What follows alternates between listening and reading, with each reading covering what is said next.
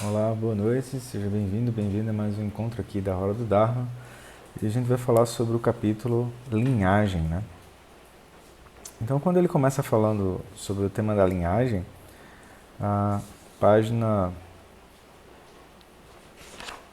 55, tá? Ele começa dizendo: o ensinamento da linhagem sussurrada é o hálito da Dakini. Então, isso é muito profundo. Essa foi a citação de Milarepa. E por que a gente precisa estudar linhagem? Ora, porque é mais ou menos assim, se a gente tem um problema de coração, a gente quer uma referência. É assim que a gente funciona, né? A gente não vai chegar assim e vai sair operando o coração. Sei lá, a gente está com um problema na válvula do coração, a gente não vai sair operando o nosso coração com qualquer pessoa. A gente vai buscar referências, a gente vai tentar entender quem é aquela pessoa que vai nos operar, vai tentar conversar com aquela pessoa e por aí vai, né? Ou seja, quando ele fala aqui que linhagem, né? O ensinamento da linhagem sussurrada é o hálito da Dakini, isso aqui já é o aspecto mais profundo que tira a sensação de que a gente precisa se filiar a algo, né? Porque, em geral, o budismo tibetano ele vai ser visto como alguma coisa do tipo o lamaísmo, que é, ou seja, se você não tiver um professor ou um lama qualificado, você não consegue avançar no caminho, né?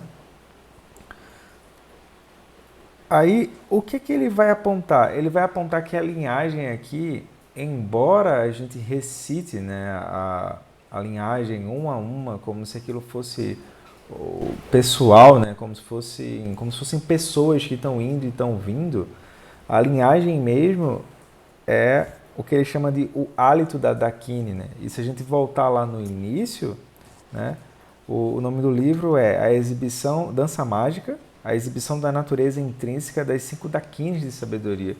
Ou seja, as 5 sabedorias, né?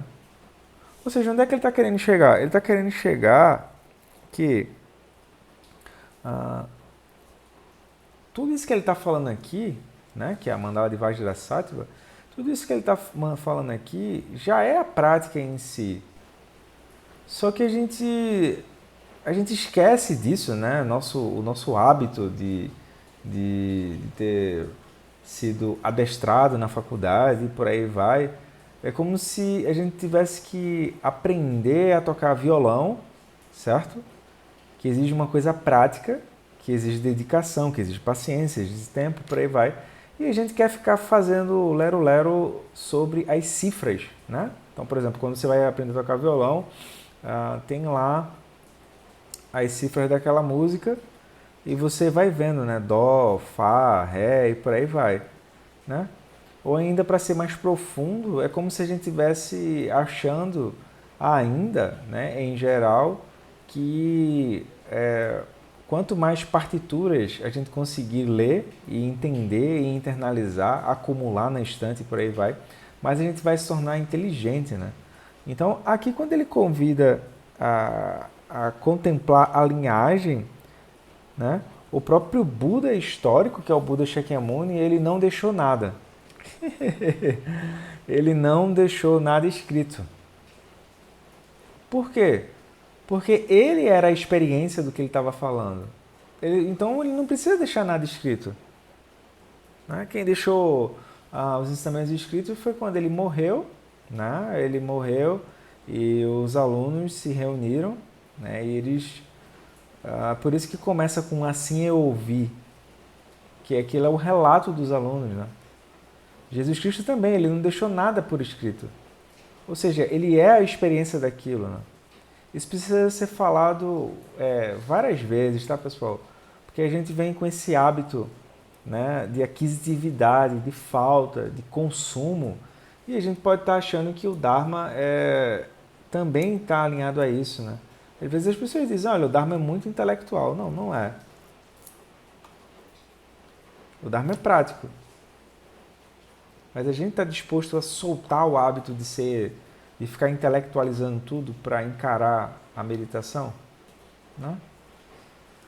Então, quando ele diz a linhagem da essência é a conexão natural e ininterrupta com a energia natural e continuamente pura.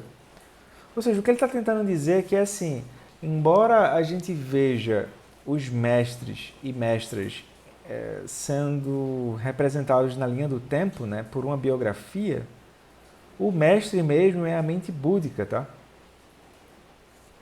Então eu posso falar da linhagem grosseira, tá? Eu posso falar da linhagem grosseira, Samantabhadra, Vajrasattva, Jushin Mitra, por aí vai.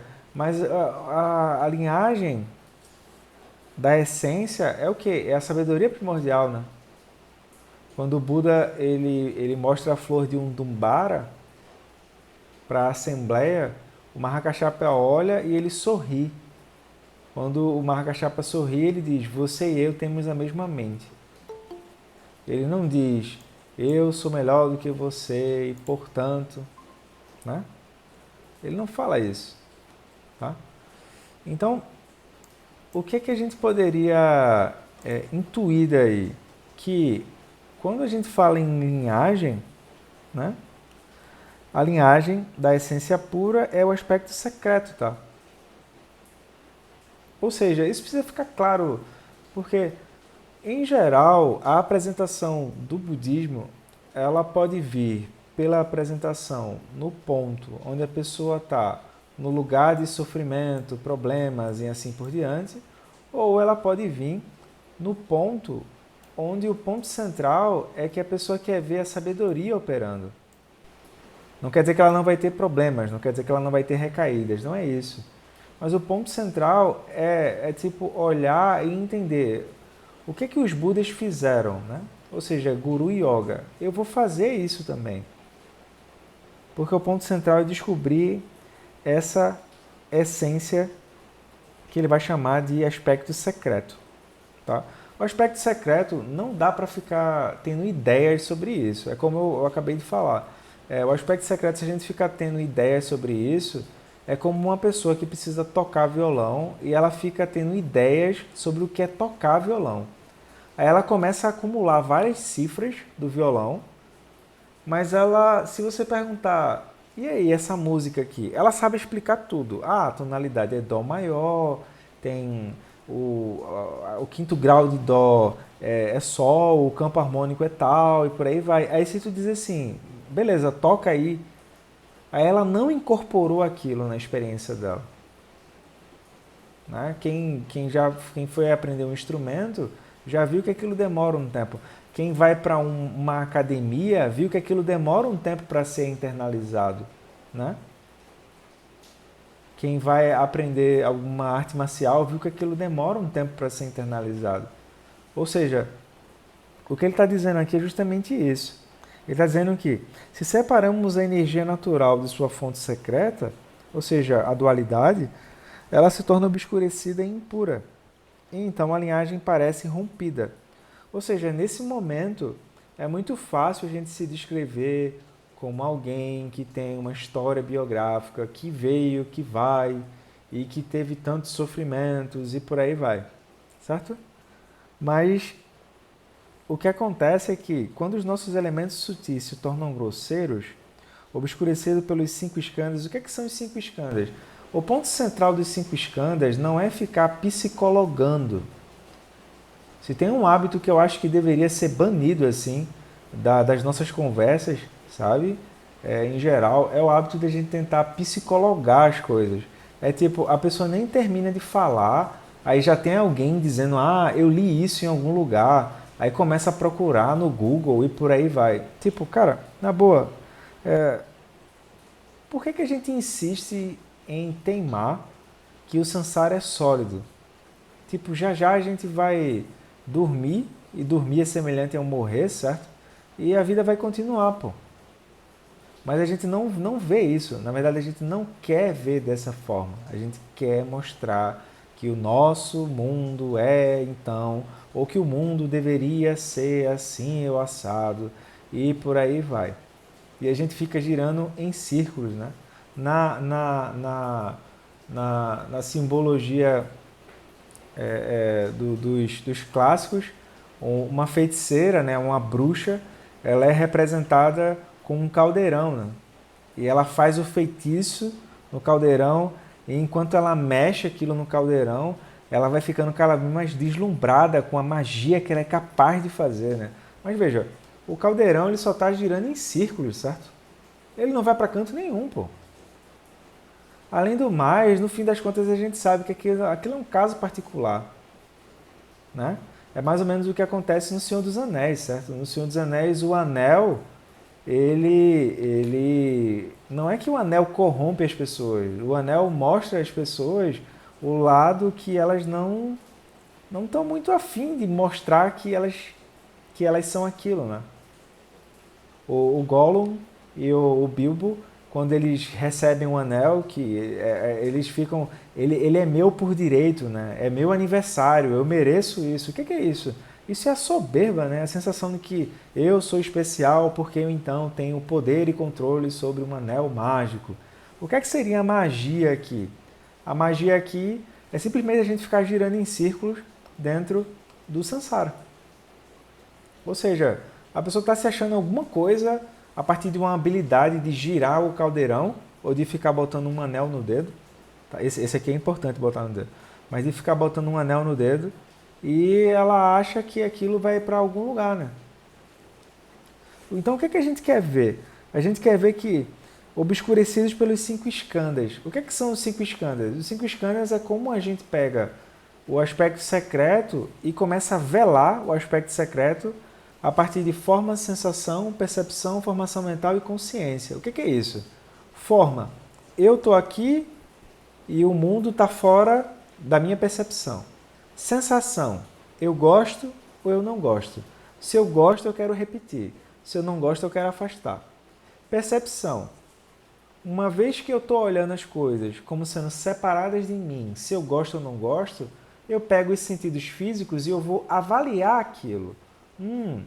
Eu cheiro, eu ouço, né? Eu vejo, né? Depois, formação mental. Formação mental, eu pego um dos 6 reinos da roda da vida, orgulho, inveja, desejo, apego e por aí vai, e começo a expandir aquilo em todas as direções, né? Por exemplo, alguém pode olhar essa minha garrafa e alguém vai dizer Coca-Cola, uau, não sei o que, papapá, papapá, é muito gostosa, não sei o que, papapá, reino dos deuses. Né? Alguém vai chegar e vai dizer, olha, eu acho que a Pepsi é melhor, semideuses. Alguém vai dizer, Roberto, boa saúde aí, toma água mesmo, porque tu merece, tá falando aí muito, ou seja, reino humano. Então não é o objeto fora que tá percebendo isso, é o que a gente está portando dentro e fora ao mesmo tempo. Aí tem a consciência dual, né? Que é a consciência dual, a gente brinca que funciona como a marcha de um carro, certo? Então a marcha do carro ela anda para frente, ela anda de ré e ela tem um ponto morto ali. Então a mesma coisa, a consciência dual, ou ela vai se mover para defender, ou ela vai se mover em busca daquilo que ela está vendo, sentindo, defendendo e por aí vai, ou ela vai ficar indiferente, ou ela vai defender aquilo. Tá? Daí vai surgir o que a gente chama de karma, que nada mais é do que eu vou repetir aquele movimento várias vezes e eu vou gerar apego àquilo. É só isso. Tá? Depois vai sair um vídeo lá no YouTube sobre precisamos falar o óbvio sobre karma, porque tem muita viagem, a galera está falando muita viagem sobre isso. Tá? Mas o que eu quero falar aqui é que como que a gente faz para essa essência pura dos elementos parecer que se perdeu, né? Ou seja, o ponto central aqui é a sabedoria, pessoal. O ponto central aqui é como que a gente faz para recuperar a sabedoria, né? Então ele diz, o que aconteceu foi que a sabedoria agora ficou oculta. Tudo que é visível tem uma essência invisível. Até mesmo o cimento, que parece completamente grosseiro e inerte, possui uma essência natural invisível. O que ele está querendo mostrar? Não é invisível de que o cimento ele é invisível, de que você não está vendo invisível. Invisível é que é assim, Para o cimento grosseiro surgir, eu preciso ter primeiro o aspecto sutil do cimento, que é a originação dependente. E para a originação dependente surgir, eu preciso ter o aspecto secreto, que está sempre lá. Tá? O aspecto secreto está sempre acolhendo o que surgir. Sempre mesmo.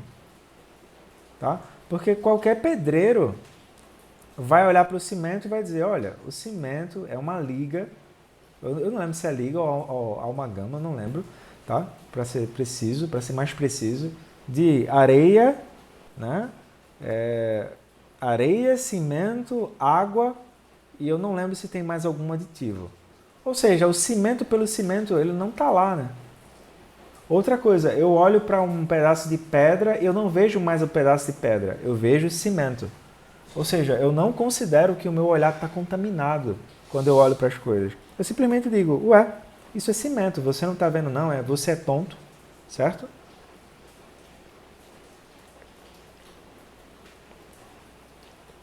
Então o que acontece? Por que ele está falando disso? Porque ele diz que a fonte substancial dos elementos permeia todos os fenômenos. Ou seja, o aspecto secreto, que é o elemento espaço, certo? Ele está permeando todos os fenômenos, sejam eles sutis e grosseiros. E apesar disso, quando temos um rompimento na linhagem, o que é visível parece apenas sobras sem vida. O que é isso? Isso aqui a gente vai chamar tecnicamente de quebra de Samaya. Então é assim, pessoal. A dificuldade que eu vejo maior assim das pessoas entrarem no budismo é que é muito difícil para elas pedir demissão das histórias que elas têm. Parece que é mais ou menos assim, se ela pedir demissão das histórias que ela está sustentando, ela vai sumir do mapa. Então, aí o que é que tu faz? Ela não sabe fazer isso de modo natural, tu precisa ensinar ela a meditar, né? Porque quando tu medita, tu só consegue seguir na meditação se em algum nível tu soltar as histórias. As histórias não são sobre nós, pessoal. As histórias são sobre as identidades, certo? Nós não somos as identidades. Nós somos os criadores das identidades. Só que a gente se confunde com isso e perde o aspecto secreto de vista. Tá? Quando o nosso refúgio é o aspecto secreto, aí acabou. Acabou o caminho. Não precisa mais do budismo. Só que, por uma questão de compaixão, a gente vai precisar voltar para conversar com as pessoas. Então a gente vai precisar do caminho, porque as pessoas estão perdidas, então elas precisam de um eixo. O eixo vem pelo caminho. Mas aqui ele diz que na página 56, tá?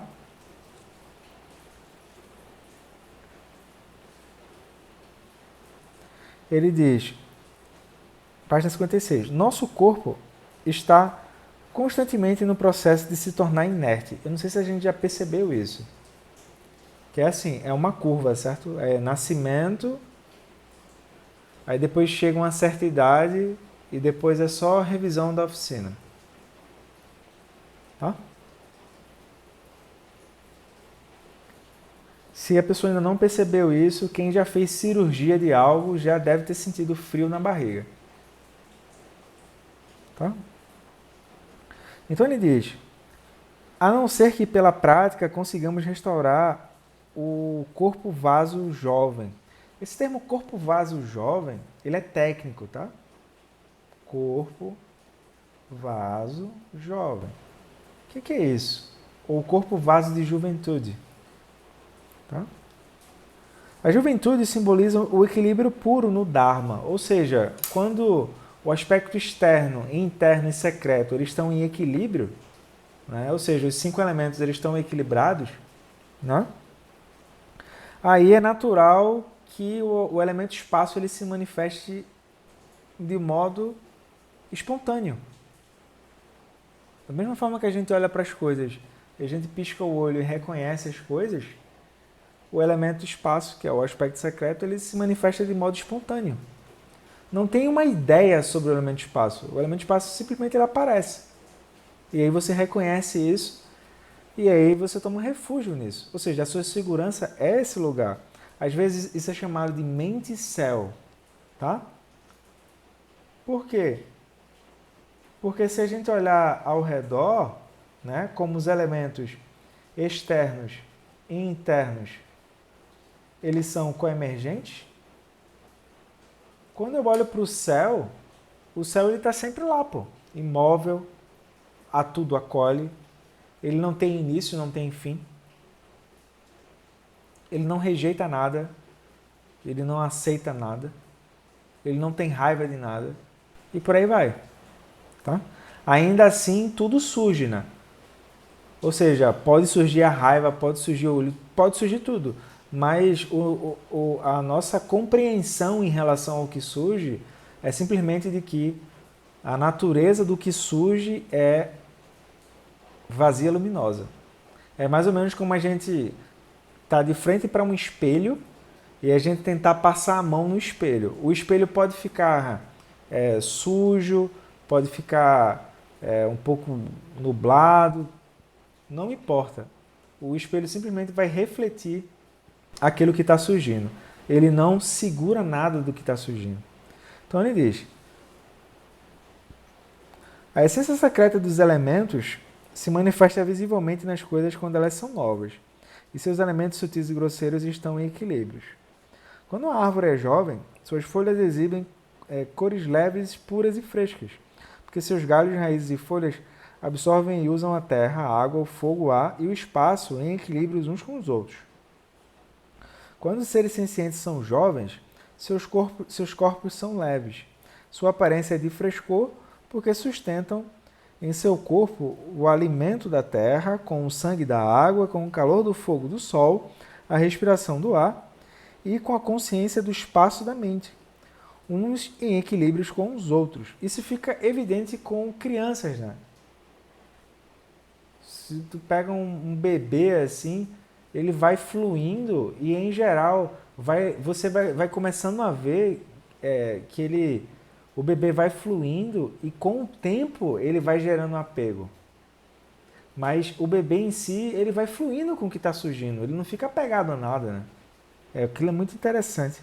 Então ele diz, à medida que as coisas viventes ficam velhas, um relacionamento desequilibrado entre os elementos sutis e grosseiros que dependem um dos outros se desenvolve. Isso aqui é mais ou menos, tá? O que ele está querendo falar aqui é do aspecto grosseiro. Ou seja, quanto mais tempo a gente ficar postergando a prática dos 5 elementos, mais vai ser difícil reconhecer, não porque a gente é incapaz, mas é porque a gente tem apego ao corpo, pô. Então, em vez de eu ficar olhando para a prática e seguindo com ela, eu vou ficar: eita, Roberto, surgiu um pé de galinha aqui. Ou então: eita, Roberto, surgiu cabelos brancos. Pô, eu acho massa que surja cabelos brancos, pô. Né? Depois é só deixar a barba crescer, usar um chapéu cinza e um cachimbo, assim. Vai ficar maravilhoso, né? Mas o que acontece? Quanto mais o tempo vai andando, mais a gente vai ficando apegado às coisas. E no fundo a gente não quer desapegar das coisas. A gente quer chegar para o Dharma e a gente quer fazer assim: olha só, Dharma, isso que tu está trazendo é muito legal, mas deixa eu ver se eu consigo negociar aqui contigo. Né?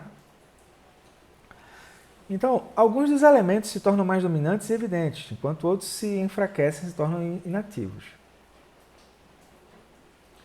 Aí ele vai começar a dar exemplos, tá? Por exemplo, as folhas das árvores se tornam quebradiças e sem cor, e a aparência das pessoas se torna seca e pálida, até que a conexão entre os elementos grosseiros e sutis se torna tão desequilibrada e se rompe totalmente, deixando uma árvore morta ou um cadáver como sobra inerte. Então, quem ainda não foi a um enterro, vale a pena, assim.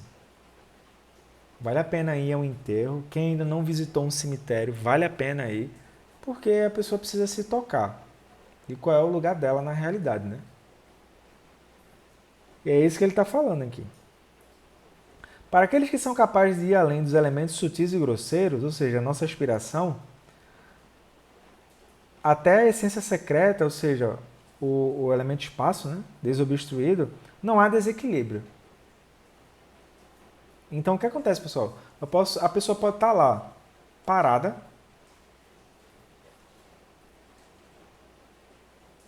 Ela pode estar parada e tu não sabe exatamente o que é que está acontecendo na mente dela. Mas ela pode estar em processo de morte e ainda assim ela mantém os 5 elementos em equilíbrio. Por exemplo, os mestres tibetanos eles fazem isso. Né? Recentemente eu li a biografia da neta de Dudjom Rinpoche e ela era uma praticante que ela não dava aulas. Ela era uma praticante que vivia a vida comum. Aí quando ela morre, ela manifesta o corpo de arco-íris. Ele vai falar disso aqui. Então o que acontece? Como não há desequilíbrio entre os 5 elementos, não resta nenhum elemento grosseiro inerte. Então eles deixam um corpo de arco-íris, que nada mais é do que a pura essência de cor dos elementos visíveis.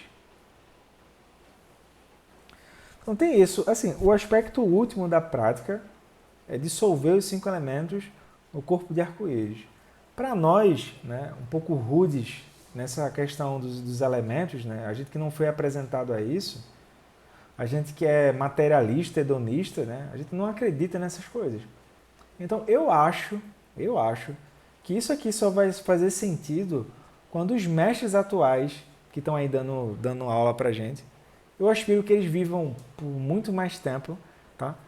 Mas quando esses mestres manifestarem o corpo de arco-íris, aí a gente vai dizer, uau, isso realmente é possível, né? Porque nesse momento a gente vai ficar viajando. A gente vai achar que é o filme Lucy, por exemplo. Aquele filme Lucy, tem um filme chamado Lucy, certo? Aquele filme Lucy é uma farofada. Não assistam, não. Farofa pura, né? Farofa. Não é aquilo, tá? É simplesmente a realização no aspecto secreto é tão profundo que só vai sobrar do corpo as unhas e o cabelo. Tá? Simplesmente a pessoa se dissolve. É isso. Aí, no mínimo, a gente deveria ter uma faixa 4, sabe? Que é do tipo, bom, ou os mestres estão falando isso porque eles querem aparecer, ou isso aqui é verdade. Que a gente fique nos 50%.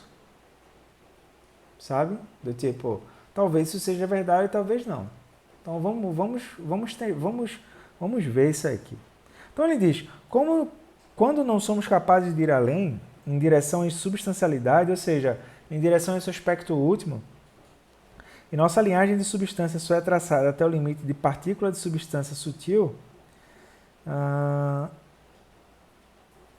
isso nada mais é do que a linhagem da mente deludida do samsara.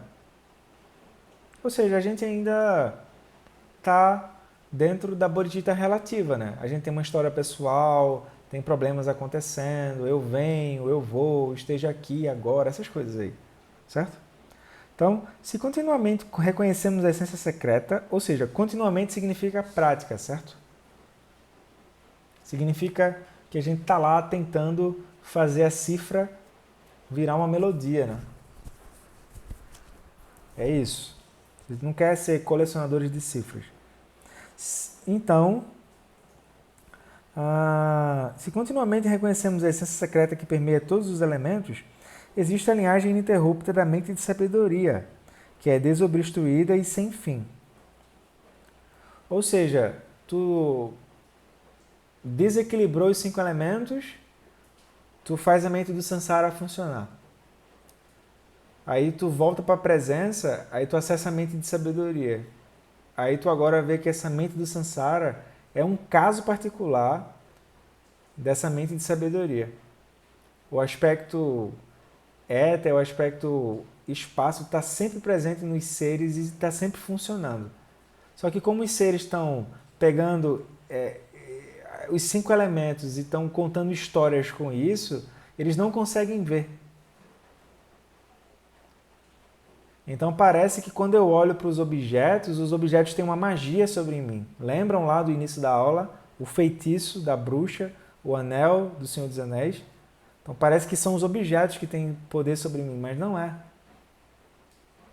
Eu que olho para os objetos, dou nascimento aos objetos e no fim eu fico procurando uma tentativa de poder e controle sobre algo que é impermanente, porque a flutuação de energia é impermanente.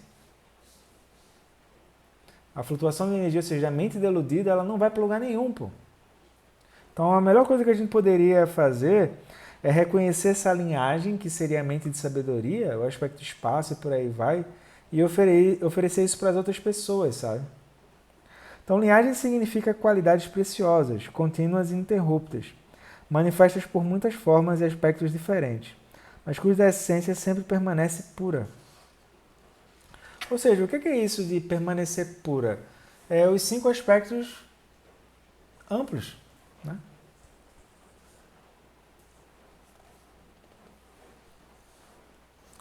Aí ele vai para a página 58. Se não estamos conectados com a mente de sabedoria da essência secreta, os versos iniciais de Prajnaparamita, né? Inconcebível, inexprimível, não nascida, incessante por natureza, semelhante ao céu. Tá? Se não estamos conectados com a mente de sabedoria da essência secreta, por nos encontrarmos obscurecidos por tradição, raça, nacionalidade, status social ou orientação política, não somos capazes de conhecer a linhagem budista pura. Muito importante isso, né? A linhagem budista, de fato, ela não vem de um modo pessoal. Ela vem pela essência da mente búdica, tá? O que é um mestre do Dharma?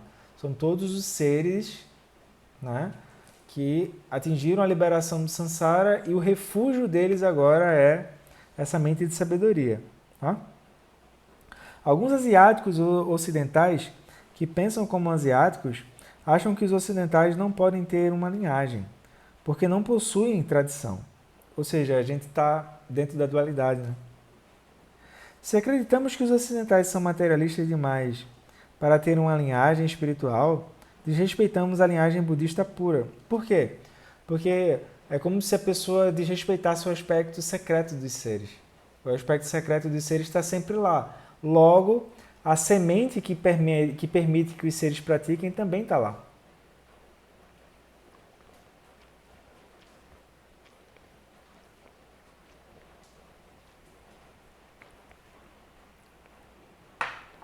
Por isso que melhor do que ter apego, melhor do que ter compaixão, que em algum momento vai travar pelo apego, é melhor ter grande compaixão. Porque a grande compaixão vem a partir dessa mente de sabedoria. Tá? Então, se não estamos preocupados com qualidades espirituais, ou seja, não estamos preocupados com qualidades espirituais, mas estamos superficialmente seduzidos por costumes e trejeitos, porque associamos a Ásia com a linhagem budista, também desrespeitamos a linhagem budista pura.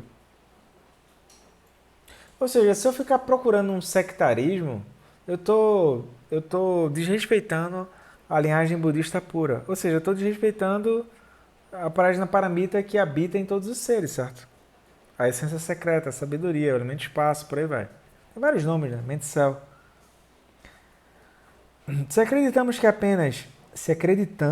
apenas sacerdotes, lamas e gurus possuem uma linhagem, então temos o conceito de linhagem de título e o conceito de linhagem de cadeado e chave, o que é desrespeitoso com a linhagem espiritual pura. Ou seja, quando eu começo a segregar, né? Aí eu perdi a essência dos seres. Né? Nesse caso, o que seria a prática de fato? É manter o reconhecimento de que todos os seres eles estão sempre com esse aspecto secreto disponível. Mas eles mesmos não conseguem ver isso, tá? Porque eles estão com a mente apegadas a coisas, situações, lugares, pessoas, operando essa mente sansárica a partir de sentidos físicos, girando no caldeirão, né? Maharaja está lá, só isso, pode continuar. E gerando um desejo de apego e aversão sem fim. Tá? Então, isso aqui é muito profundo, galera, porque no fim das contas, o que ele está tentando mostrar é que a gente não começa o caminho de fato porque a gente vai melhorar o samsara. A gente começa o caminho do fato porque a gente está indo em direção a essa mente búdica, a esse aspecto secreto, tá? Eu tenho muita conexão com essa linguagem aqui que ele está trazendo. Parece trava-línguas, mas não é. Ou seja, tudo que tu for olhar, tu olha primeiro o aspecto externo, depois o aspecto sutil e o aspecto secreto. Mesmo que a gente não concorde muito bem com o aspecto secreto, né? O aspecto secreto está aí. Só que o aspecto secreto é assim, quando eu apresento o aspecto secreto, eu não estou querendo que tu concorde comigo. Eu estou querendo que tu veja, pô. Porque eu não estou sustentando nada, eu não estou sustentando um jogo. Eu não quero mostrar que eu tenho razão. Eu estou querendo apontar. Olha, isso está aí. Veja. Né? Não é à toa que o aspecto secreto ele vai vir pro Garabdoge, né? Apontando assim, veja, no lugar onde você está, aí é possível praticar. Porque o aspecto secreto está sempre presente, certo? Então ele diz,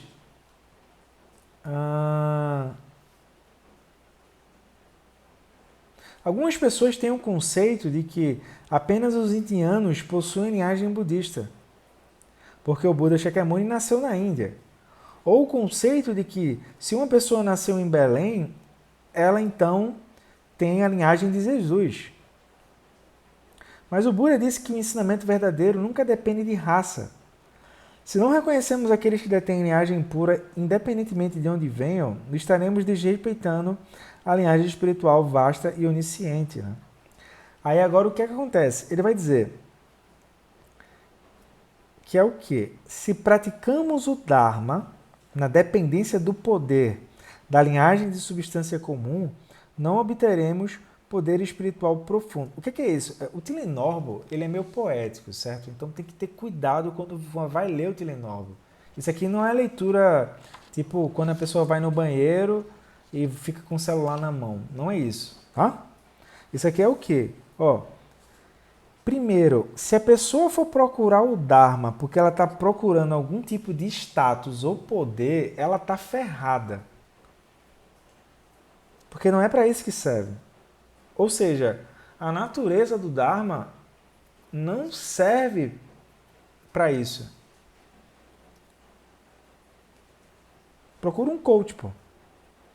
Por exemplo, algumas máquinas são muito poderosas, mas não são capazes de tocar a eletricidade que passa por elas, porque a fonte do seu poder é invisível. Eu já vi mestres também usar essa expressão. Então, quando eu aqui na minha frente tem várias lâmpadas, certo? Então, quando eu aponto para uma lâmpada, quando eu digo ali tem uma lâmpada, isso é o aspecto externo, certo? Quando eu digo essa é a luz que a lâmpada produz, isso é o aspecto interno. Quando eu procuro a eletricidade, isso é o aspecto secreto. Também dá para ver dessa forma. Por quê? Porque, por exemplo, eu não vou aprofundar muito não, tá? Mas a eletricidade em si, ela funciona dentro do que a gente vai chamar de conjunto dos números imaginários. Então, são cálculos complexos para produzir eletricidade. A gente diz assim, ah não, é só botar na tomada e ver a fatura mensal que está tudo certo. Não é, pessoal. É complexo. É complexo. Mas, alguém já levou um choque aí? Eu acho que já, né? Pronto. Ou seja, aquilo tá lá, mas eu não consigo ver. O aspecto secreto é isso. Eu não vou conseguir ver a eletricidade a olho nu. Mas ela tá aí. Ela tá aí, tá? Se não podemos conectar com o visível de poder de substância. Então o que acontece? Isso é particularmente verdadeiro hoje em dia, quando ocidentais e asiáticos estão fazendo fábricas de Dharma. Então, Tilenorbo, Tilenorbo é um grande mestre, né, pô? Então, o que é uma fábrica de Dharma, pessoal?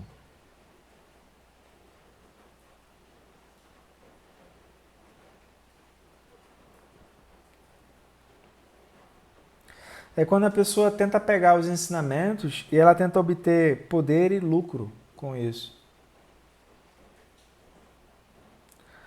Como capitalistas que anseiam por prestígio e riqueza de modo a alcançar o respeito das pessoas, queremos obter o que é tocável e útil e tememos a pobreza, né?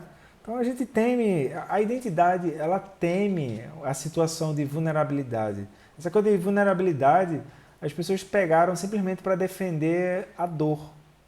E não é isso que a vulnerabilidade é. Então o que acontece? Em vez da pessoa ela entender como que funciona, né? Anonimato, né? Por exemplo, a perda do poder mundano, né? Muito interessante que para você dizer se alguém tem poder ou não em tempos atuais, tu pede para a pessoa demonstrar o extrato dela, né? É muito interessante isso, assim. Como se o mundo só se resumisse a isso, né? Achamos que a linhagem só é encontrada quando nos associamos com pessoas elevadas e de alta visibilidade, centros de Dharma bem conhecidos, né? E professores que foram reconhecidos pelo público como detentores da linhagem tradicionais. Pô, procurem por Nyoshu Ken. O nome dele é Nyoshu, N-Y-O-S-H-U-L, Ken, K-H-N-E-N. Ele foi mestre de vários mestres que a gente conhece, mas ele era um professor anônimo, assim, ele não era, não tinha essa coisa de visibilidade, nada disso, não. Então o que acontece, pessoal? É muito, ele está tentando criticar aqui o materialismo espiritual, né? Do tipo, nossa, se tiver, quanto mais pessoas tem, melhor, porque elas vão ouvir o Dharma, certo? Mas é como se a gente quisesse pegar a nossa bolhazinha, né, de audiência, por exemplo, e dizer, nossa, se tiver mais de tantos seguidores, então aquele Instagram é bom. Ah, se tiver tantas curtidas, então aquilo é bom. Ele está brincando com isso, ele está dizendo, olha, não é por aí. O aspecto secreto ele não cabe nas nossas ideias. Tá? Aí ele vai dizer, aqui ele vai ser um pouco duro, tá? Mas ele precisa, ele vai dizer, podemos fingir ser budistas. Eu brinco de budista de IBGE, né? A pessoa se tornou budista de IBGE. Mas se não temos a perspectiva de sabedoria e compaixão que o Buda Shakyamuni revelou vez após vez, ou seja, o giro da roda do Dharma, quaisquer atos do Dharma que coloquemos em cena serão apenas dramas dármicos para a plateia nihilista ter sobre o que fofocar frivolamente durante um intervalo. Então, pessoal, evitem falar, evitem ficar perguntando sobre como tá as práticas das outras pessoas, a menos que aquele lugar seja favorável para aquilo. Então, por exemplo, tem um grupo lá da Roda do Dharma, certo? Ali é um lugar favorável para aquilo. Agora, não sai por aí falando de meditação, falando para quem não está querendo ouvir, né? Você só vai virar fofoca, porque é simples, a pessoa não está interessada naquilo, não. O máximo que você pode fazer é indicar um livro, dizer que vai para uma palestra e perguntar se a pessoa quer ir junto e tal, tá? Aí depois ele vai falar que algumas linhagens, algumas pessoas acham que a linhagem depende de um professor. Isso aqui, eu tenho uma opinião sobre isso que veja, existem casos que são exceções, certo? Por exemplo, o Mozart, Beethoven, né?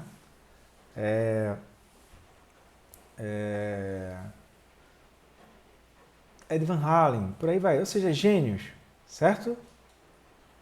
Beleza. Eu não sei se eu sou um gênio, não sei se você é um gênio. Então é assim, vamos com calma, tá? O Buda Shakyamuni não teve um professor budista, por exemplo. Ele teve professores, certo? Mas ele não teve um professor budista, ele teve professores de meditação. Na época do Buda já existiam professores de meditação, então ele teve professores de meditação. Mas ele não teve um professor budista, tá? Do John Limpa, não teve um professor budista. Tá? Existem esses casos, Mas assim, sejamos honestos. Só isso, tá? Porque ele vai dizer, página 60. Claro que para a maioria das pessoas a linhagem existe na dependência de um professor visível. E de forma geral, se é possível achar um bom professor, é necessário ter um guia. Porém, de acordo com a tradição budista, se acreditamos em karma, acreditamos que as pessoas tiveram um professor visível em vidas passadas e têm experiência com a essência pura de seus elementos e podem ter renascido para se iluminar sem depender de um professor visível nessa vida. Sim, pode ter esses casos. Mas, de novo, eu não sei se esse é o nosso caso, tá? Então é assim, existem sim casos na literatura budista, tá? Como o próprio Buda Shakyamuni. O Buda Shakyamuni não teve um professor budista, ele teve professor de meditação, mas budista não. E aí ele atinge a liberação daquilo, certo? Do John Limpa e por aí vai. Beleza. Mas vamos com calma, tá? Então ele vai dizer, mesmo que a gente não tenha muito claro para a gente quem é nosso professor, né? Temos a verdadeira linhagem da mente de sabedoria. Para mim, esse é o ponto que eu gostaria de passar para vocês, sabe? Que é o quê? Olha, o ponto principal é a compaixão e a sabedoria. E aí, se a gente não está conseguindo fazer isso funcionar, a gente vai procurar um professor. Mas não com a mente carente, não com a mente ávida, não com a mente de vampiro. E sim como alguém que vai procurar um médico, pô. Qual é a doença? Sansara. Em geral, ninguém gosta de ir pro médico. A pessoa só vai pro médico quando ela tá fodida. Ou seja, tem que esperar a Maharaj atuar, né? Tem que esperar a impermanência atuar. Né? Aí ele vai seguir, página 61. Nossa mente comum é a mente deludida. Então, nossos olhos estão definitivamente deludidos. Embora nos pareça realidade, o que vemos é provavelmente uma alucinação. Da mesma forma que uma pessoa icterícia vê uma concha branca como se fosse amarela. Então, não podemos dizer que uma pessoa possui linhagem e outra não possui. Isso só cria obscurecimentos com relação à linhagem pura. O que é isso? Ele está querendo quebrar a rigidez do praticante, tá? Em geral, daqui a pouco a pessoa tá, eu sou um budista do budismo tibetano.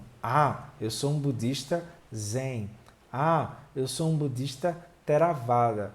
Olha, meu filho e minha filha, você está querendo parecer uma boa criança achando que no final vai ganhar um pirulito por causa disso, certo?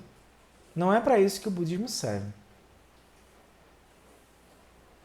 Não me misturo com a gentalha dos budistas. Não me misturo com os católicos. Não me misturo com os evangélicos. Tá certo. Tá bom. Boa sorte. Certo? Se queremos falar da linhagem pura do Dharma, o que é a linhagem pura do Dharma? A mente búdica, né? Guru Yoga. Né? Precisamos nos preocupar com a pureza. O que é a pureza? É a gente ser honesto com a nossa prática. A pureza da nossa prática é a gente parar e dizer, peraí, o que é que eu estou fazendo aqui? Eu estou só acumulando cifras, Ou eu estou sentando a bunda para praticar? Eu gosto desse exemplo do violão, tá? Do violão ou qualquer outro instrumento, porque não adianta de nada a pessoa ficar... Eu sei ler partitura, certo? Mas sabe tocar, meu filho? Porque vai precisar tocar, certo? Por quê? Porque a vida está sempre dançando. Então não adianta você ficar decorando partitura, porque você tem que entender qual é a música que está dançando ali. Porque você vai ter que improvisar ali dentro. Então a mente búdica ela é capaz de improvisar com o que está surgindo. Aí ele diz, se queremos falar da linhagem pura do Dharma, ou seja, a transmissão da sabedoria, precisamos nos preocupar com a pureza. Buda Shakyamuni disse, abre aspas, meu trono de leão destemido do Dharma não tem dono. Aquele que tem compaixão, que possui mente de sabedoria, que tem mente para o benefício, esse é um ancião de minha linhagem, e ele pode se sentar em meu trono. O que ele está dizendo isso? Que os seres também têm a mente búdica, só que os seres não veem isso. Né? Os seres só veem a confusão. É por isso que o Buda tem compaixão, tá? O Buda tem compaixão não porque um outro é um coitadinho que está sofrendo e que tá assim, tá assado. Não, o Buda tem compaixão porque o outro também tem esse aspecto secreto funcionando, mas ele mesmo não vê. Porque ele está sustentando outra coisa na mente, né? Ele está sustentando as bolhas. Ele não disse que aquele que possui um título, né, bacharéis, né, doutores, diplomatas, aquele que é escolhido por pessoas de mente neurótica, né, aquele que é escolhido por pessoas de mente neurótica, não sei se é votação isso aqui, enfim, ou aquele que se engajou mais na política, tenha ele um título ou não, seja ele escolhido ou não, seja ele político ou não, o detentor da linhagem é aquele que tem todas as qualidades originais de sabedoria. Isso é chamado de Vidyadhara, tá? Detentor de linhagem é chamado de Vidyadhara. Dhara significa aquele que detém, aquele que possui. E Vidya significa lucidez. Tá? Então, aquele que tem vastas qualidades espirituais vindas de pura intenção em uma mente bem dotada pelo karma prévio, detém uma linhagem espiritual pura e pode efetivamente beneficiar os seres. Eu não quis aprofundar mais aqui, tá? Mas esse capítulo aqui, ele pede um aprofundamento maior que viria pelo livro... cadê ele? Além do materialismo espiritual. Não estou conseguindo achar ele aqui.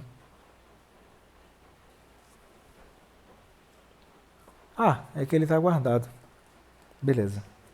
Ele viria... tá aqui. Pelo livro Além do Materialismo Espiritual, de Chögyam Trungpa, tá?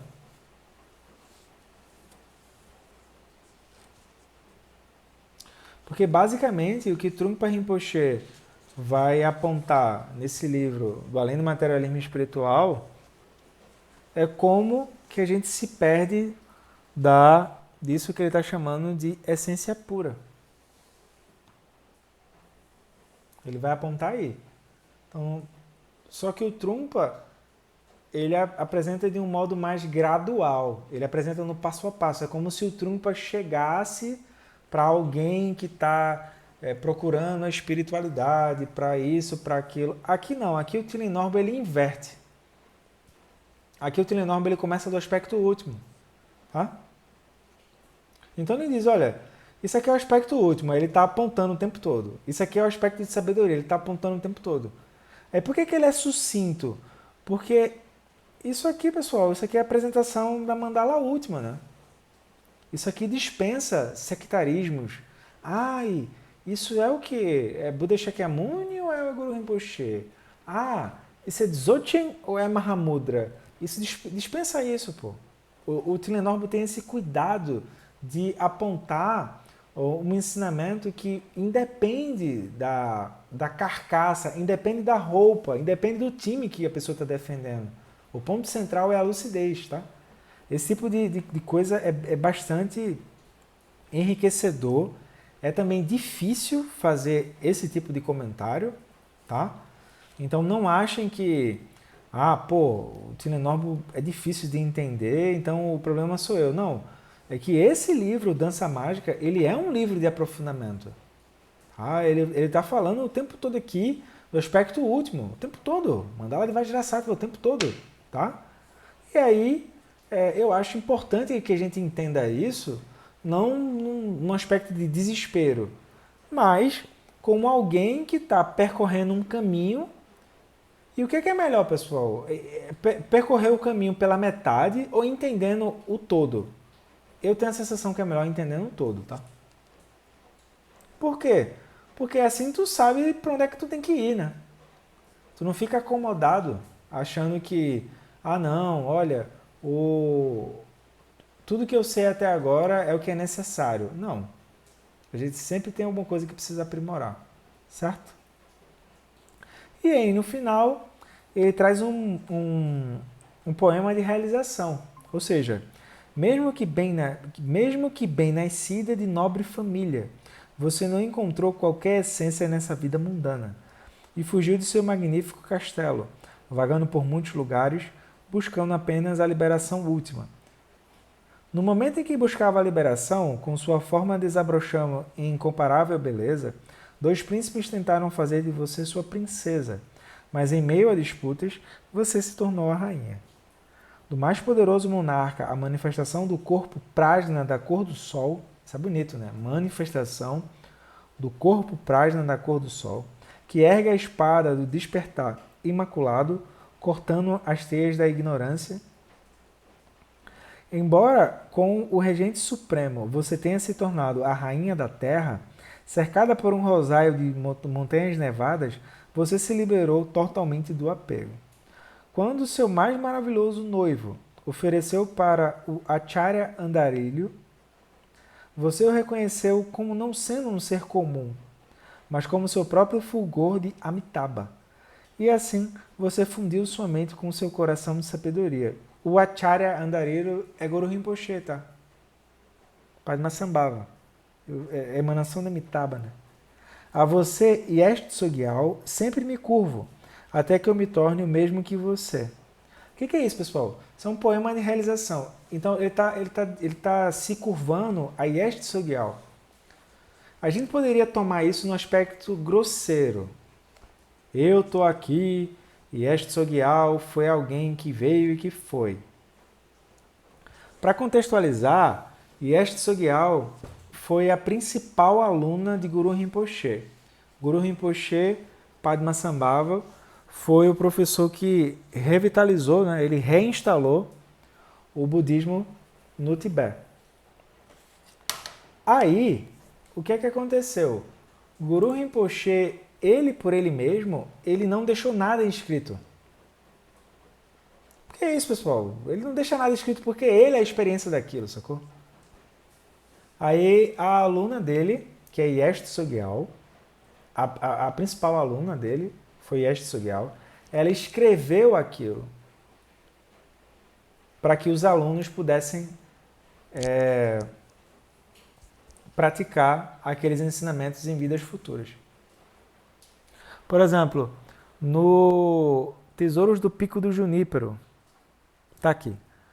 No Tesouros do Pico do Junípero tem um capítulo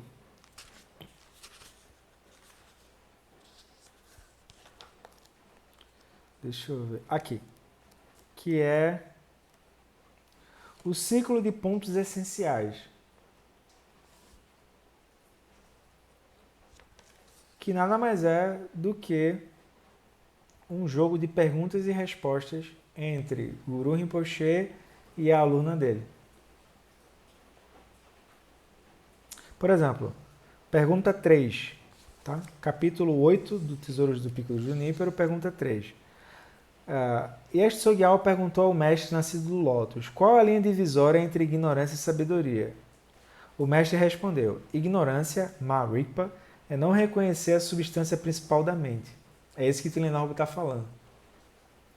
Sabedoria, Rikpa, que é a lucidez, é entender, é enxergar essa substância básica da mente, que é a sabedoria do estado desperto. Né?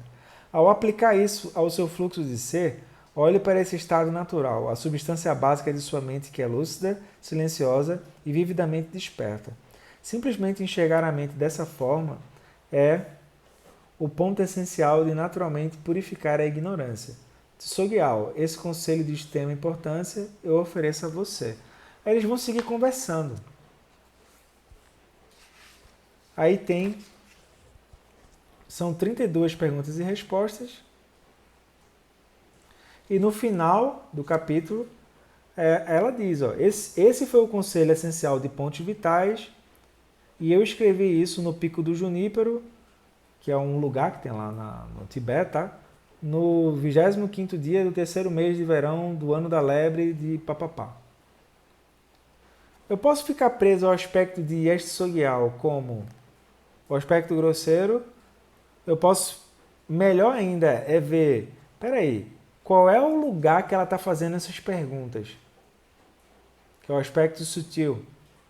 E melhor ainda é ver o aspecto secreto, ou seja, Yeshti Sogyal simboliza a Dakini soprando para nós.